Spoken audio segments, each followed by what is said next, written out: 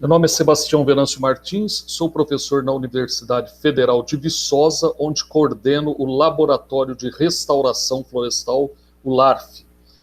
Vou ministrar essa palestra sobre restauração ecológica de áreas de preservação permanente no bioma Pampa. Quero agradecer à comissão organizadora, Edisa, por essa oportunidade de estar mostrando um pouco do nosso trabalho nesse projeto lá no Rio Grande do Sul, no bioma Pampa, e é sempre um prazer participar desse grande evento que é o Congresso de Ecologia do Brasil. Bom, a primeira pergunta é: restaurar florestas ou campos nativos, né, no bioma Pampa? Então, nós devemos fazer algumas considerações antes de iniciar a restauração. Avaliar se a área com campo não resulta de desmatamentos antigos, neste caso a restauração indicada é florestal, e também que em muitas áreas do Pampa com campos nativos, nas APPs de nascentes e rios, é comum a vegetação original ser florestal. Então, nestes casos de APPs, que a vegetação original era florestal, a restauração ecológica será de ecossistema florestal. Aqui nós temos um exemplo, lá no Rio Grande do Sul, de uma área, de uma transição floresta-campo, onde a floresta está na parte da APP ali com solo mais profundo, mais fértil, e o campo em solo mais raso, pedregoso, baixa fertilidade. Aqui também, quando a gente entra dentro de uma APP dessa, lá no bioma Pampa, nós encontramos muitas vezes essa situação dentro da floresta. Uma típica floresta, uma mata ciliar dentro do bioma Pampa. Então nós temos que restaurar essas áreas com plantio ou outras técnicas mais de espécies arbóreas. Restauração florestal. Aqui também uma outra paisagem, já lá mais no sul do Rio Grande do Sul, lá na região de São Gabriel, onde nós temos, então, a paisagem de campo nativo do bioma Pampa, mais capões de florestas, manchas de floresta na paisagem, geralmente associadas com áreas com nascentes, áreas com solo um pouco mais profundo, um pouco mais fértil, formando uma cobertura florestal. APPs que devem ser restauradas com floresta, restauração florestal. Falar um pouco agora da CMPC, a Celulose Rio Grandense, que é a empresa que nós temos a parceria desde 2011. E final de 2011, eu ministrei um curso de restauração na CMPC e a partir daí fizemos uma longa parceria. A CMPC ela está presente em 57 municípios do Rio Grande do Sul, possui mais de 900 hortos. O que são hortos? São fazendas de produção de eucalipto para celulose, os chamados hortos florestais. Ela é certificada FSC, tem 141 mil hectares de áreas de conservação, APP, reserva legal, tem 22 mil hectares que necessitam intervenção, restauração, que a gente vem orientando e desenvolvendo pesquisas nessas áreas, em parceria com a empresa. Possui algumas RPPN, a RPPN Barba Negra com 2,4 mil hectares e a RPPN Boa Vista com 242 hectares. Então, é uma empresa que planta eucalipto, mas que é muito forte na parte de conservação. Ela contribui muito para a conservação de florestas, de ecossistemas, campos também naturais, no Rio Grande do Sul. Então, ela dá tem um programa de restauração florestal dessas APPs muito forte. Esses hortos, como eu falei, estão espalhados desde lá da região de Guaíba até lá no sul do Rio Grande do Sul, já indo para a divisa lá com o Uruguai. Então são áreas distantes, né? São vários hortos com muitas APPs e com essa necessidade de restauração. Os objetivos dessa parceria nossa com a CMPC foi acelerar e melhorar a qualidade da restauração que eles já vinham fazendo nessas APPs, corrigir eventuais problemas, por exemplo, a presença de espécies exóticas, muitas delas invasoras, a alta mortalidade de mudas, principalmente por entrada de gado bovino, equinos, reduzir os custos da restauração das APPs. A restauração tem um custo elevado, né? Então, nós fizemos esse trabalho também, sempre os projetos nossos aqui do LARF, eles visam redução de custos da restauração e contribuir para a sustentabilidade ambiental da atividade de produção de celulose no Rio Grande do Sul. Bom, não só para esse projeto, mas em qualquer projeto de restauração florestal, nós temos que levar em conta alguns fatores, considerar alguns fatores do tipo de intervenção, né, para definir o tipo de intervenção que nós vamos fazer. Um deles é o uso do solo. Então, um solo minerado, por exemplo, uma área que teve mineração de solo, né, que passou por mineração, ela tem uma dinâmica diferente de uma pastagem abandonada, por exemplo. Então, esse uso do solo, ele é extremamente importante para a definição das técnicas que nós vamos utilizar de restauração. A resiliência, aquela capacidade dos ecossistemas se recuperarem naturalmente, também é extremamente importante. Tem situações que não se precisa fazer plantios de mudas, a regeneração garante ali a sucessão. Os custos e recursos.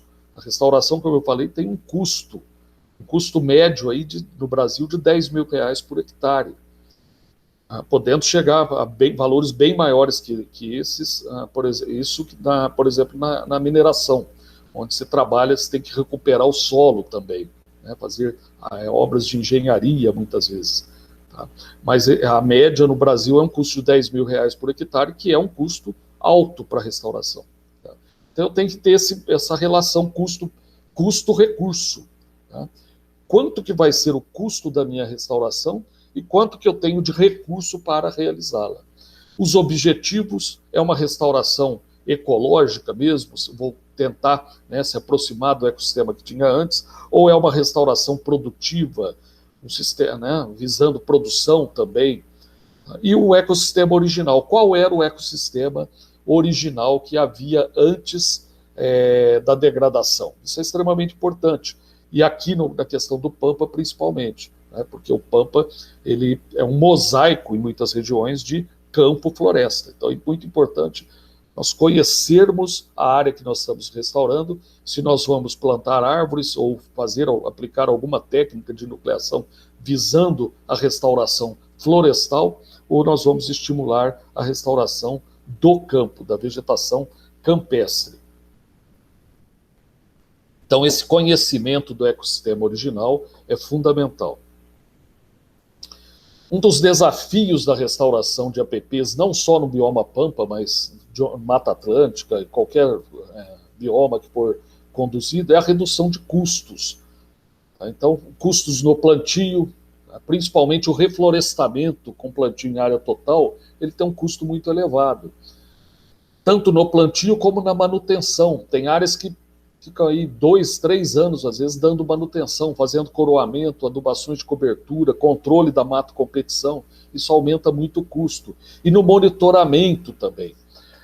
Antigamente se fazia restauração, pouco se monitorava. Hoje, cada vez mais, é cobrado o monitoramento das áreas em restauração. E esse monitoramento, ele também tem um custo. Agora, esse custo do monitoramento, ele não pode ser um custo muito alto. Eu já vi absurdos aí de monitoramento ser mais alto que o custo da própria restauração. Tá? Alguém está ganhando muito com isso. Então, quem contrata para fazer o monitoramento tem que ter noção disso, que existem técnicas hoje de baixo custo também para o monitoramento. Um outro aspecto importante de se considerar é a questão da regeneração natural, aproveitar a resiliência. A resiliência resulta em baixo custo da restauração e numa restauração mais ecológica, imitando a natureza. Então, essa resiliência ela é do ecossistema, cada ecossistema tem a sua resiliência, a paisagem onde esses ecossistemas estão inseridos e o local onde eu vou estar restaurando. Por exemplo, eu vou fazer a restauração no entorno de uma nascente, ali 50 metros ao redor de uma nascente. eu não posso pensar só na resiliência pontual daquele local, mas eu tenho que pensar também na resiliência da paisagem onde aquela nascente está inserida. E essa resiliência ela é conferida por mecanismos de regeneração das florestas e de outros ecossistemas. Então, um dos mecanismos é a chuva de sementes, a quantidade de sementes que chega num determinado local. Aqui a gente tem um exemplo de um experimento lá na CMPC com coletores de chuva de sementes sob poleiros, onde estava se avaliando se os poleiros eram eficientes para estimular a chegada de sementes através de pássaros, né? E realmente nesse estudo foi muito eficiente. Tá? Uma deposição muito grande de sementes nos coletores, tá? Mas vem também, tirando poleiros, aí vem sementes por vento, né? Então várias formas aí de dispersão. Ela é influenciada então pela distância das fontes, essa chuva de sementes, a oferta de dispersores na paisagem, a matriz da paisagem, né? Então o que predomina naquela paisagem de cobertura florestal, cobertura vegetal, o estágio de sucessão do ecossistema predominante, tudo isso vai estar influenciando essa chuva de sementes. O outro mecanismo é o banco de sementes do topsóil, da camadinha superficial do solo ali e da serapilheira, que vai ser influenciado também pelos mesmos fatores que influenciam a chuva de sementes, uma vez que quem alimenta o banco de sementes é a chuva de sementes. Então todos os fatores que afetam a chuva de sementes vão afetar também o banco de sementes, né? Aquelas sementes que ficam dormentes ali com capacidade de germinar. Acrescentando aí o uso do solo. Então em áreas com agricultura muito intensiva, né, muito mecanizada, com o uso de herbicidas pré-emergentes, etc., e décadas de uso, e paisagens que já perderam a resiliência, o banco de sementes pode ser perdido. Tá? Pelo menos o banco de sementes de espécies arbóreas nativas. E acaba ficando só ali ruderais, gramíneas exóticas, tal. Mas, então, o uso do solo pode comprometer também esse banco de sementes. Já uma área de pequena propriedade, onde a agricultura é mais ecológica, mais de baixo impacto, há uma tendência de manter esse banco de sementes, pelo menos de uma parte das espécies ali. Outro mecanismo é a rebrota de cepas e raízes. Isso aqui, por exemplo, é uma área lá da CMPC, onde havia eucalipto, foi retirado o eucalipto, e o simples abandono garantiu que a regeneração natural viesse via rebrota das espécies arbóreas que estavam no subbosque do eucalipto. Ela é influenciada pelo uso do solo também, tá? Então uma área também que o solo foi muito removido, né, aração, gradagem, subsolagem, com o passar do tempo, áreas de agricultura, todos esses tecidos com capacidade de rebrota podem ser perdidos, né? O tipo de perturbação, se é fogo ou corte, o tipo de vegetação, por exemplo, o cerrado ele é muito resiliente ao fogo. Campos lá nativos do sul também, muitos deles são bastante resilientes ao fogo. Se usa até como técnica de manejo colocar fogo para estimular uma rebrota ali dos campos, né? Já a Mata Atlântica ela é menos resiliente ao fogo do que essas vegetações mais campestres. As espécies também, nós temos espécies que apresentam mais rebrota do que outras. Tem espécie que, com a ocorrência do fogo, por exemplo, estimula a rebrota de raízes gemíferas. Outras espécies morrem, os indivíduos morrem. Então, varia de espécie para espécie. Numa paisagem em que a matriz é florestal ainda, né, agrícola, desculpa, onde predomina a agricultura, né, seja café, pasto, qualquer tipo de agricultura, atividade agropecuária, e os fragmentos florestais são ausentes, muito isolados e degradados, uma APP abandonada dificilmente vai conseguir, vai ter regeneração ali. Tá? Essa área, pelo contrário, ela sofre as pressões de borda, fatores de degradação ali. E o que acontece? Nessas áreas, geralmente, é necessário fazer uma restauração ativa, né? Não pode ser de plantio de muda, semeadura direta, técnicas de nucleação, mas tem que ter a intervenção, senão a restauração não ocorre e é necessário fazer o monitoramento dessas áreas, porque a paisagem não vai enriquecê-las com o tempo. Então, se eu plantar uma diversidade baixa de mudas numa APP, numa paisagem muito agrícola, né, não vai ter aquele enriquecimento natural com o passar do tempo. Então é necessário monitorar e, se necessário, enriquecer. Aqui um exemplo, lá no Rio Grande do Sul, lá na CMPC, onde nós temos talhões de eucalipto em uma matriz de campo, uma matriz de pasto.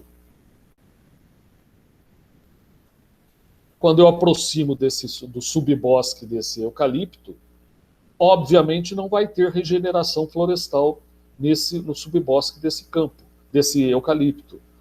Por quê? O problema é o eucalipto? Não, o problema é a paisagem onde ele está inserido. Ele está inserido. Se aqui fosse um plantio de araucária, por exemplo, provavelmente ia estar nessa situação também. O máximo a araucária, talvez, regenerando, mas bem provável que nem a araucária conseguisse, né? Se não fosse região de origem dela. Se fosse um plantio de peroba rosa, qualquer outra espécie arbórea, poderia estar muito similar. O problema, como eu disse, é essa paisagem onde ele está inserido. Nessa situação, às vezes acontece de uma paisagem de eucalipto e também de pasto, na APP, ao abandono, ocorre a entrada a colonização por espécies arbustivas, os vassourais, que são chamados, várias espécies de bácaris, dodoneia, então, a vassoura branca, a vassoura vermelha, e outras espécies nativas, famílias teráceas principalmente, que colonizam essas áreas, essas APPs, mas o processo não avança, é uma sucessão interrompida. Como não tem fragmentos florestais próximos, e a paisagem perdeu a resiliência, e a área também, esse vassoural que seria naturalmente substituído por espécies arbóreas, ele acaba ficando nesse estágio de vassouras, de vegetação mais arbustiva. Com o passar do tempo, essas vassouras, essas asteráceas morrem, essas espécies morrem, e aí volta a ter o pasto nativo que tinha antes, o capim que havia antes, nativo ou exótico. Tá? Outra geração pode ficar nesse estágio de campo, ou outra geração ainda de arbustiva, de vassoural, volta a colonizar a área, mas não avança para uma condição florestal. E aí nós temos uma outra situação, que seria o ideal, que é quando a paisagem é florestal. Ainda existem remanescentes florestais na paisagem. Nessa situação, os remanescentes florestais, os fragmentos florestais, capões, né, eles conseguem garantir ali, uma APP que estiver para ser restaurada, pode passar por restauração passiva, regeneração natural, e até passar por um enriquecimento natural com o tempo. Se a restauração for feita, for necessária, ela pode ser com alta ou baixa diversidade. Eu posso utilizar poucas espécies até, porque a paisagem se encarrega de enriquecê-la com o tempo. Então, é uma dinâmica muito diferente daquela anterior que eu mostrei, de uma paisagem com matriz agrícola. Então, aqui lá no Rio Grande do Sul mesmo, uma foto, de um reflorestamento com eucalipto e ao lado uma grande área de floresta nativa. Nessa situação, as áreas acabam, uma área próxima ali, ela vai conseguir ser colonizada por espécies da floresta nativa se não tiver nenhum filtro um impedimento para que uma degradação de solo, por exemplo, né, para que essa regeneração venha. Mas nessas situações, até o subbosque de eucalipto é muito comum, a gente vê na Serra da Mantiqueira isso também, em outras regiões, aqui em Minas, né, e outros estados, uma forte regeneração natural no subbosque de eucalipto, por conta da proximidade com florestas nativas. Então eu listei aqui alguns trabalhos realizados na Mata Atlântica, no domínio da Mata Atlântica, em outras regiões, né, de São Paulo, estado de São Paulo, aqui de Minas, onde foi encontrado no subbosque de eucalipto uma diversidade alta de espécies arbóreas nativas, arbustivas e arbóreas nativas, tá? Por conta da proximidade, né, do entorno possuir florestas nativas. Esse último trabalho, realizado lá em Barra do Ribeiro, foi encontrado mais de 200 espécies nativas no subbosque do talhão de eucalipto da CMPC. Então, mostrando que o eucalipto não impede a maioria das situações, pelo contrário, ele pode funcionar até como floresta catalisadora de regeneração de espécies nativas, desde que esteja numa paisagem onde a matriz seja florestal, ou pelo menos próximo do fragmento, tenha uma floresta nativa, um ecossistema florestal. Numa situação dessa, né, lá na CMPC, nós temos um exemplo aqui de APPs com resiliência. Então ainda existe um banco de sementes no solo, ainda existe floresta próxima que está lançando sementes aqui, regeneração, que vai estimular a regeneração. Então a gente vê um campo com vassoural, mas já com várias espécies arbóreas regenerando no meio das vassouras, né?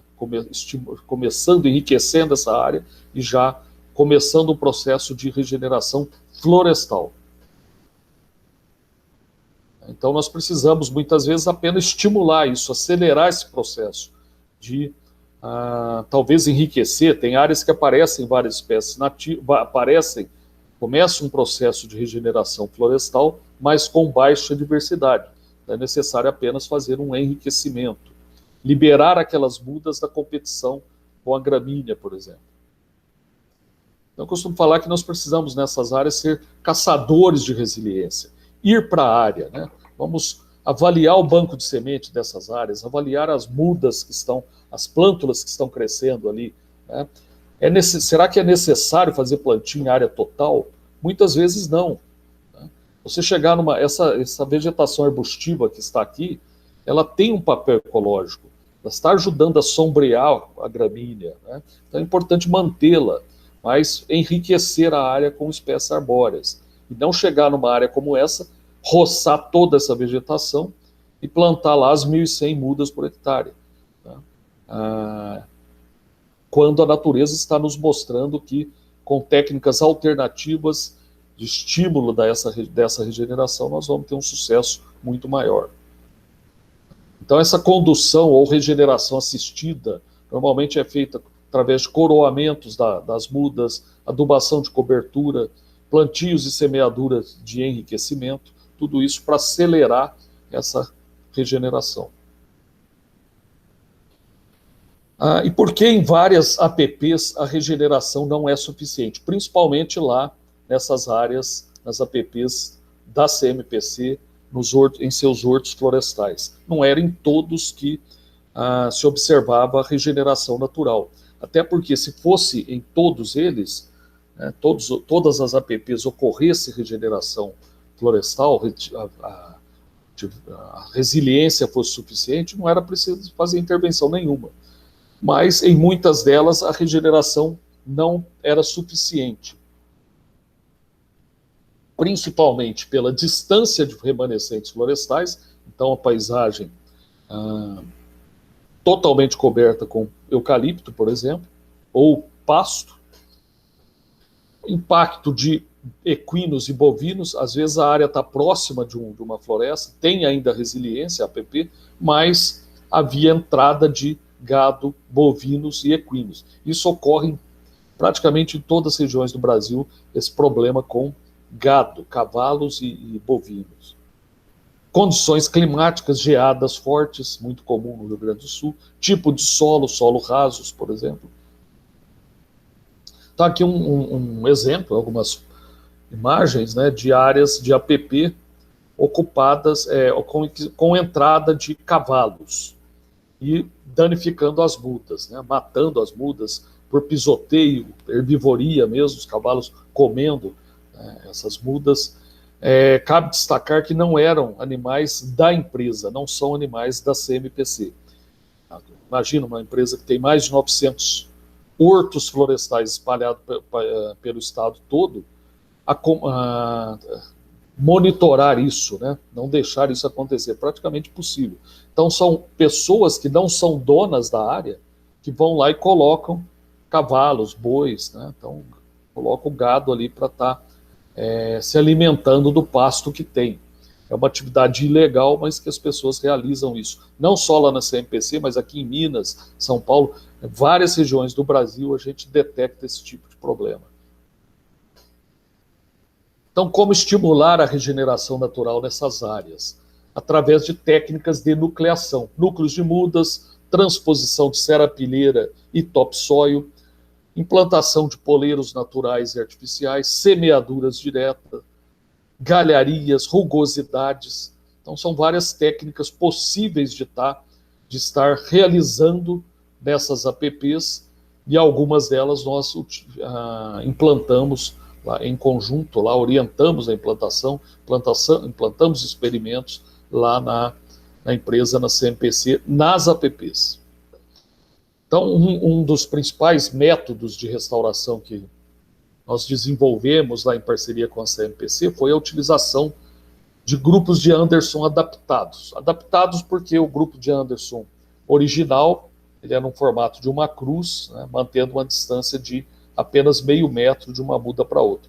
Nós aumentamos um pouco para um quadrado de 1 metro, podendo chegar até 1,5 metros, e em cada borda, cada canto do quadrado, se planta uma muda e uma muda central, na densidade de 40 núcleos por hectare, o que dá 200 mudas por hectare. Então vejam bem, saímos das 1.100 mudas por hectare, que era o tradicional que vinha sendo plantado, sem sucesso, uma alta mortalidade, e passamos para 200 mudas por hectare. Isso já é uma redução de custo muito alto, tanto das mudas que estou comprando, como da manutenção, por exemplo. A gente tem que pensar que no coroamento, por exemplo, eu estou coroando 5 mudas de uma vez só, né, estão juntas ali, do que fazer o coroamento em 1.100 mudas espalhadas pela área. Então isso foi uma técnica que nós utilizamos, desenvolvemos em parceria com a CMPC e foi utilizada para enriquecer esses vassourais e acelerar o processo de regeneração florestal nessas áreas. Bom, uma das primeiras medidas que foram adotadas ali, nesses hortos florestais, nas APPs, foi o cercamento da APP. Se o problema é com a entrada de cavalos e bois, né, principalmente cavalos, vamos cercar a APP e o problema está resolvido.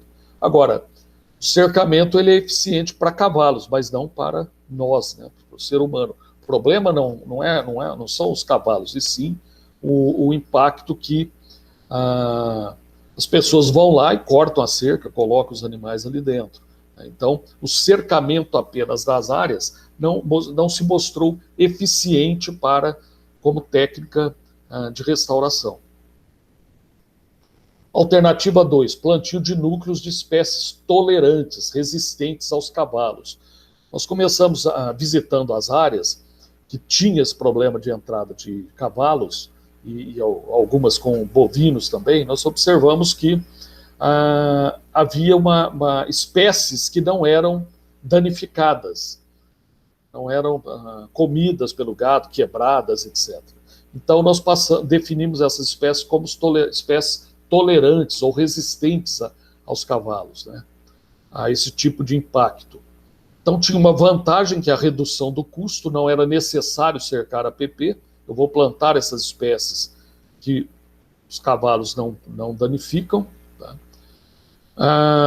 Não levam à morte as mudas, mas apresentava uma desvantagem, que é a baixa diversidade. São poucas espécies que são realmente tolerantes, cerca de 10 espécies, 9, 10 espécies. E havia necessidade de testar essas espécies. Nós estávamos vendo uma condição natural. Será que plantando as mudas dessas espécies, a resposta vai ser a mesma? Então, avaliando aqui um exemplo de 3 espécies que estavam lá presentes nessas APPs e resistiram a essa pressão por cavalos. O Xanthoxylon roifolium, a Casearia silvestris, o Enterolóbio contorticílico. 3 espécies, 3 das espécies mais tolerantes aos cavalos que nós encontramos lá na área. Geralmente são espécies que apresentam espinhos, acúlios, né? Então, algumas estruturas de defesa, ou que são tóxicas, ou que produzem látex. Tá? Geralmente são essas as defesas que essas espécies apresentam. E a alternativa 3, cercamento dos núcleos. Então, cercar os núcleos de mudas, um quadrado ali de 1 metro quadrado, eu consigo cercar muito fácil. Tá? 40 núcleos não é um custo tão elevado como cercar. Seria inviável cercar todas, plantar 1.100 mudas por hectare e cercar cada muda. Isso é inviável. E a vantagem é a maior diversidade. Então, no núcleo cercado, eu não preciso estar utilizando apenas espécies tolerantes aos cavalos. Posso plantar qualquer espécie. Né? A desvantagem é o custo do cercamento, que depois nós comparamos com o custo de cercar a APP como um todo, não era um custo tão elevado assim, era um custo próximo. E a necessidade de testar se esses núcleos cercados realmente seriam eficientes em termos de evitar a entrada desses animais. Então, aqui desenvolvemos essa técnica lá de cercamento de núcleos. E aí, dentro de cada núcleo, o núcleo tinha um cercamento de 2 por 2 metros, dentro de cada núcleo, plantio de 5 mudas de espécies nativas regionais. Então, como eu tenho lá 200 mudas, né, plantadas, com núcleos cercados, eu poderia estar plantando uma alta diversidade de mudas. Montamos alguns experimentos. Um primeiro experimento foi onde havia ocorrência de gado e cavalos, né? Foi tratamento 1, os núcleos livres, sem proteção, sem cercar e sem espécies tolerantes, plantando espécies comuns. Um tratamento 2, cercamento dos núcleos, e o tratamento 3, o cercamento da APP como um todo. Então está aqui, tratamento 1, a APP sem cercamento e os núcleos implantados nessas APPs também sem cercamentos. A situação 2, a APP também não cercada e o cercamento dos núcleos de muda. E a situação 3, o cercamento apenas da APP sem cercar os núcleos plantados. Isso fez parte da dissertação da minha orientada, Camila Balkspies, aqui no mestrado na UFB. Resultou, inclusive, num capítulo de livro internacional. Comparamos, né, fizemos análise estatística, tal, o melhor resultado foi para os núcleos cercados, em termos de diâmetro e altura. O cercamento da APP, um valor intermediário, e os piores resultados, os núcleos desprotegidos, né, os núcleos plantados em APP não cercada e o núcleo também sem cercamento e sem utilizar espécies tolerantes aos cavalos. Uma mortalidade muito alta nesse caso. Comparando as espécies também, nós tivemos sempre, né, para as espécies que nós comparamos, os núcleos, tratamento T2 ali, o núcleo cercado, com os melhores resultados. E o pior resultado, o tratamento T1, o escuro ali, o núcleo desprotegido. Então, tratamento cercado seguido da APP cercada, e o pior de todos, quando nem a APP nem os núcleos eram cercados. O experimento 2 foi, nós utilizamos espécies tolerantes. Então, núcleos só cercados, núcleos cercados, né, no tratamento 1, 100 espécies tolerantes, o tratamento 2 com núcleos formados por Casearia silvestre, o chá de bugre, uma espécie tolerante, mais no centro o plantio, né, então são 5 mudas, no centro o plantio de uma muda de espécie não tolerante. O mesmo foi para os outros tratamentos, então com o Enterolobo contorticílico, o Eritroxilo argentino, a Sebastiania commersoniana, o Xanthoxylon roifolia, todas as espécies que nós identificamos como tolerantes aos cavalos. Então está aqui os núcleos plantados não cercados e com essas espécies tolerantes. Aos 6 meses, uma sobrevivência total de mudas por tratamento. Tá? Então nós temos aqui os núcleos cercados com 90% de sobrevivência das mudas de espécies não tolerantes e todas as espécies tolerantes apresentaram pelo menos 70% de sobrevivência, sendo que o Eritroxilo argentino chegou a mais de 90%, foi até melhor do que o núcleo cercado, mais de 90%, próximo a 100%. Então são resultados bastante animadores, né, dessas espécies, todas elas com uma sobrevivência alta aos 6 meses. Por que aos 6 meses? Porque a partir daí, né, a fase mais crítica é quando as mudas são novas, pequenas. A partir desse momento que há um crescimento dessas mudas, elas tendem a já estar cada vez mais, se elas resistiram até esses primeiros 6 meses, a partir daí elas estão cada vez com maior porte, mais resistentes. Conclusões desse experimento. Em APPs com entrada de equinos e bovinos, necessário proteger os núcleos com cerca, necessário plantar espécies tolerantes, que são aquelas que apresentam estruturas de proteção, como espinhos, acúlios, né, como o Xanthoxylon e a Sebastiania, ou são tóxicas, como o Enterolobo contorticílico, tá? Que apresentam, os frutos são tóxicos a bovinos, por exemplo, né? Então apresentam espécies que têm toxicidade. E aumentar a diversidade e reduzir custos. Então nós planejamos lá da seguinte forma: utilizar metade dos núcleos cercados com espécies não tolerantes, que aí eu consigo ter uma alta diversidade, e metade dos núcleos com espécies tolerantes, não cercados. Então eu reduzo pela metade o custo de cercamento dos núcleos e, por outro lado, aumento em muito a diversidade, que eu não vou estar usando apenas espécies tolerantes. Então está aqui uma sequência, né, desde lá da abertura das covas dos núcleos, esses núcleos passando lá por, né, as mudas plantadas, desenvolvendo nesses núcleos cercados, e o avanço da sucessão, da ocupação dessas áreas, uma APP já totalmente ocupada, que estava nessa situação da esquerda e chegou nessa situação da direita.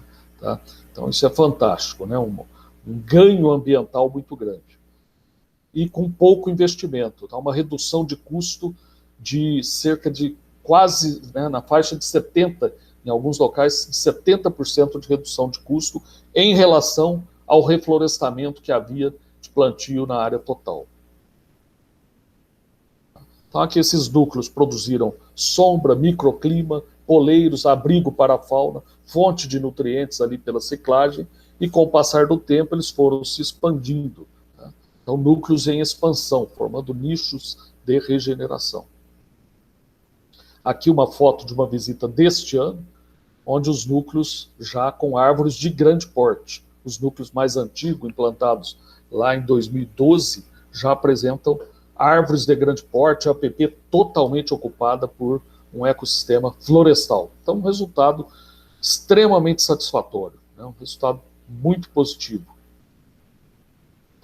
Aqui, numa outra situação, onde havia fragmentos, né, com araucária, os capões de araucária, ali, com a ocorrência de araucária, nós fizemos nas APPs a reintrodução da própria araucária.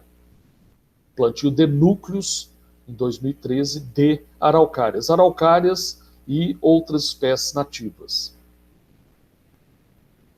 Em 2015, o monitoramento da altura, né? Então a gente já tem araucárias aí com, né, já em 2015, com 2 anos após, né, com algumas já com 2 metros de altura, 1,80 m, 2 metros.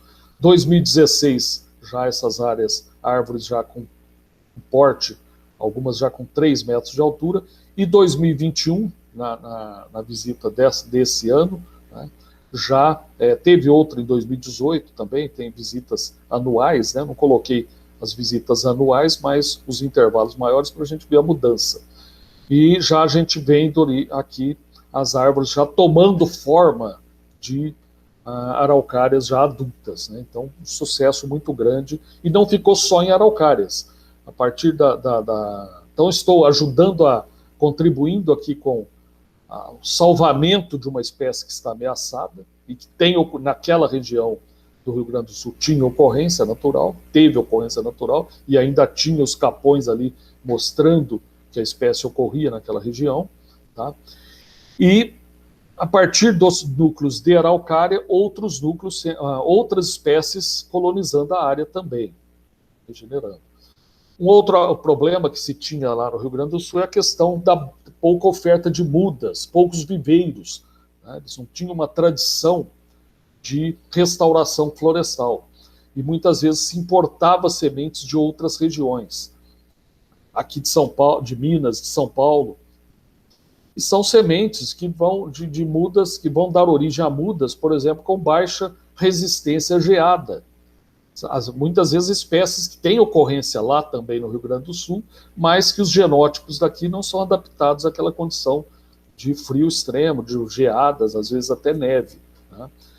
Então o ideal foi o quê? Fazer um processo, isso que nós estimulamos, né? Fizemos essa parceria lá e orientamos, né? Fazer a seleção de matrizes de espécies arbóreas nos próprios hortos florestais, e levamos a técnica do resgate de mudas. Isso foi extremamente importante. Era uma técnica que o LARF, né, nós já fazíamos, nós somos pioneiros aqui em Minas no resgate de mudas de espécies nativas para restauração florestal, e provavelmente do país, foi um dos primeiros trabalhos que foi feito, nós realizamos aqui em Minas, e depois levamos isso lá para o Rio Grande do Sul, para a CMPC, de resgatar mudas de talhões de eucalipto. E técnicas alternativas, poleiros, serapilheira, galharias.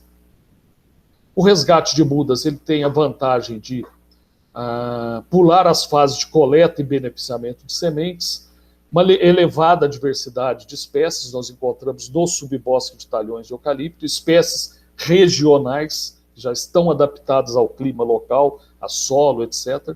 E tem também um apelo ecológico. Imagina a silvicultura do eucalipto produzindo mudas de nativas para utilização nas APPs. Isso é fantástico, isso é sustentabilidade ambiental, né? Então, florestas de eucalipto, a partir da floresta de eucalipto, produção de mudas para serem utilizadas nas APPs dos hortos florestais. Está aqui o subbosque de eucalipto lá da empresa, com uma alta diversidade, e o resgate de mudas. Então foi feito um primeiro teste, onde foi resgatado 2.309 mudas de espécies nativas, pertencentes a 63 espécies, e teve um resultado de 93% de sobrevivência. A partir de 2015 houve uma operacionalização, né? Então o resgate de planta passou a ser operacional na empresa, sendo que a partir de 2018, 100% do programa de restauração de APPs da CMPC passou a ser feito com mudas resgatadas de talhões de eucalipto, com uma sobrevivência média de 75%. Então, isso é uma satisfação muito grande para a gente ter contribuído, né, ter levado essa ideia, né, essa técnica para a empresa, e eles terem adaptado para as condições locais, e hoje ser o principal meio de produção produção, o único meio de produção de mudas para a restauração florestal da empresa, né? Sustentabilidade ambiental. As técnicas alternativas, né? Trabalhamos lá com a retirada do eucalipto, a empresa vem fazendo eucalipto avançado em APP no passado, tá? O preparo do solo, adubação de cobertura dos regenerantes, tudo visando estimular a regeneração natural. Então está aqui um experimento que foi conduzido pela empresa, com preparo de solo, subsolagem, a aplicação de superfosfato simples, tá? E um tratamento 2 sem preparo do solo. E aí a gente tem com preparo do solo, sem preparo do solo, numa parcela de 125 metros quadrados, foram encontradas 73 espécies, plantas de espécies nativas. E a cobertura da área com 42%. Já com preparo do solo, esse número subiu para 106 plantas nativas, e 75% de cobertura. Então passou a cobertura de 42 para 75, um ganho elevado aí de cobertura do solo pela vegetação nativa e um aumento de 18% de número de plantas que regeneraram aquela área, né, cresceram naquela área através apenas do revolvimento ali da subsolagem, do preparo do solo. O uso de galharias, né, como forma de trazer nutrientes, propágulos, matéria orgânica, abrigo para a fauna, alimentos para insetos, roedores, répteis. Então as galharias, elas proporcionam, estimulam a nucleação, é uma técnica de nucleação. E aí nós pegamos uma área que estava com processo erosivo de antes da CMPC, de pertencer à CMPC, um passivo ambiental aí de mineração de carvão no passado, e utilizamos galharias, recomendamos lá, a empresa utilizou galharias de eucalipto, né, para conter essas erosões, canais também em nível a montante das erosões, para evitar que a enxurrada, né, a água da chuva aumentasse, continuasse provocando a erosão. E nós temos aqui essas áreas onde foram aplicadas essas técnicas, como era antes, e o avanço ao longo do tempo, né, com 18 meses, já uma cobertura vegetal. É claro que ainda não é uma floresta, esse solo foi muito degradado no passado, mas já está numa condição muito melhor do que havia antes. A utilização da serapilheira e do topsoil como fonte de banco de sementes, nutrientes, matéria orgânica, alimento, né, para insetos, cobertura do solo. Poleiros, né, também utilizamos, visando a atração de aves, a chegada de sementes e avaliar se vão formar núcleos ou não de regeneração. Que poleiros atraem aves, que aves utilizam os poleiros?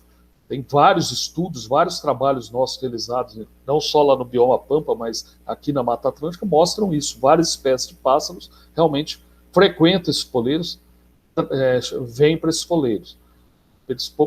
Agora, esses poleiros geram núcleos de regeneração? O mais importante é isso.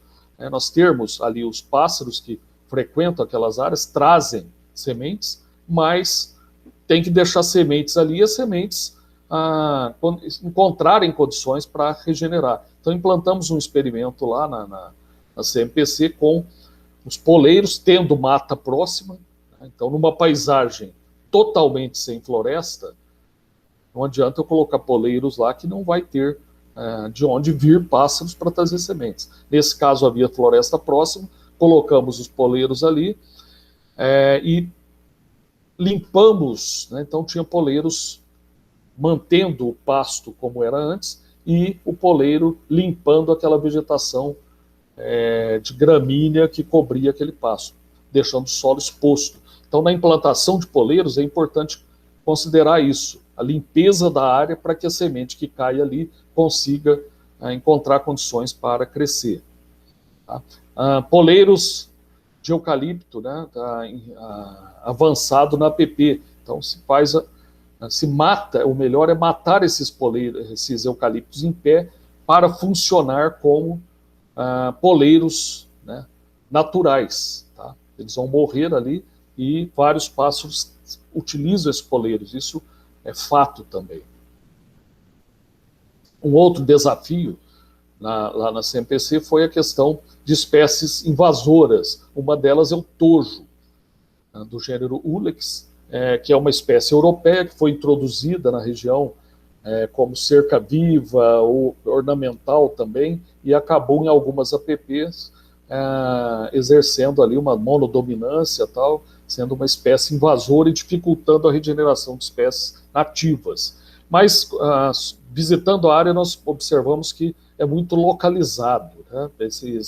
A dispersão dela é muito limitada, ela acaba não sendo um problema que vai se espalhar por todo o Rio Grande do Sul, por exemplo, né? Então, uma coisa muito localizada, mas se está trabalhando também no controle desse tojo, né? A empresa vem montando experimentos, visando enriquecer essas áreas, controlar essa espécie exótica e enriquecer com espécies nativas. Tá? Aqui uma área também que foi bastante degradada no passado, não pela CMPC, mas foi minerada de carvão no passado, tal, antes de pertencer à CMPC, e essa área, nesse horto, já com o subsolo exposto, resto de carvão, etc., de difícil, né, saprolito ali e tal, rocha exposta de difícil recuperação. Nessa área, recomendamos, e a CMPC fez, né, implantou, as chamadas rugosidades, pequenas valetas, onde foi feita a transposição de solo superficial, solo rico em sementes, matéria orgânica, e aí foi feito o plantio de mudas e semeadura, né, plantio de mudas nessas faixas. E essa área vem mudando paulatinamente de uma condição de solo exposto degradado para uma cobertura, pelo menos campestre ali, mas já com ervas, arbustos e até algumas árvores. Então eu estou encerrando a minha apresentação com essa sequência de fotos, onde a gente tinha, em várias situações, essas APPs degradadas, sendo invadidas, com entrada de equinos, bovinos, e a partir dos núcleos que nós implantamos, cercados e de espécies tolerantes e das outras técnicas, isso avançando para, né, uma cobertura florestal, a APP já totalmente coberta por floresta. Quero agradecer aqui, mais uma vez, o evento pelo convite, tá? O Congresso de Ecologia do Brasil, comissão organizadora, e também a CMPC, pela parceria, que vem propiciando esses trabalhos, né, de longo prazo. Nós temos essa parceria desde final de 2011 e mais intensamente a partir de 2012, ao CNPq, pelas bolsas, né, minha bolsa de produtividade, as bolsas que os nossos orientados têm, financiamento de projetos também. Meu muito obrigado e estamos à disposição.